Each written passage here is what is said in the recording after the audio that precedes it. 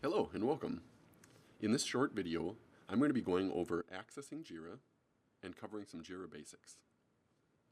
It's worth noting that before you'll be able to access JIRA or perform any of the functionality that's shown in this video, you'll need to have received an email inviting you to join NTC's JIRA instance. If you have not yet received this email, please contact your instructor and request that invitation. Alright, once you've been invited to JIRA, you'll be able to go to jira.ntc.edu. That'll take you to this login page where you'll be able to enter your username and password. I'm just going to log in with my test user.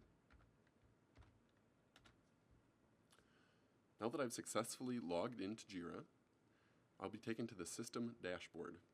The system dashboard is the landing page for when you first log into JIRA, where you'll see some things like an introduction, any issues that are currently assigned to you, and then an activity stream, which shows various things that occur within the projects that you're assigned to. So for example, when an issue is updated, when an issue has been added or removed, information will all show in here and will be categorized by date.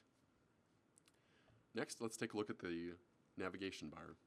On the navigation bar, you can see there are dashboards, where you can view the system dashboard, which is what we're currently viewing, as well as manage your own dashboards. Next are projects. This is a very important area that you'll be using a lot.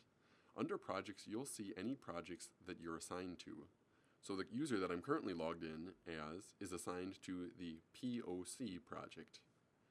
Below the project that you're currently viewing or currently on, you'll be able to select software to see all software projects, business to see all business projects, and then down at the bottom there's a view all projects. So for example, if I select view all projects, I'll see all of the projects that I'm assigned to. Currently, I'm only assigned to the project POC. We can see that this is a software project type, and that Raymond Gritzmacher is the project lead. Next is the issues. Under issues, you'll be able to perform a search. You'll see any recent issues that you've worked on or looked at, and you'll be able to customize filters, so you'll be able to see things such as issues that are open and assigned to you. Next is boards. When a project is created, by default there is a board associated. So in this example, we're looking at a POC project, and this POC project has a correlating POC board. If I select the POC board, now we can see the project details. So for example, up at the top here, we can view the project backlog and any sprints that are part of this project. So you can see that I have 5 issues in my backlog. Next, I can view active sprints, which there are currently no active sprints. And then you can view various reports to show various charts and graphs based on the performance of the project. One thing that's worth noting as well is down in the lower left-hand corner, it expands this menu. Next is Create.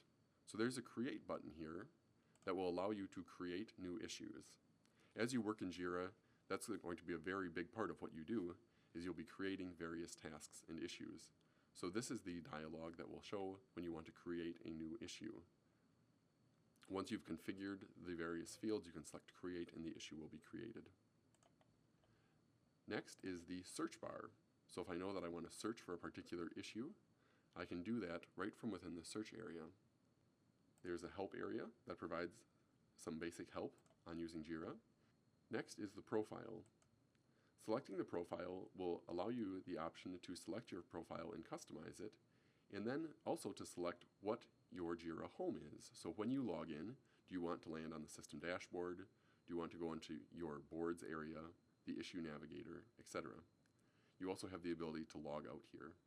If we view the profile, this is where you're able to specify your profile image, so you can select one of the avatars that JIRA provides, or you can upload your own picture.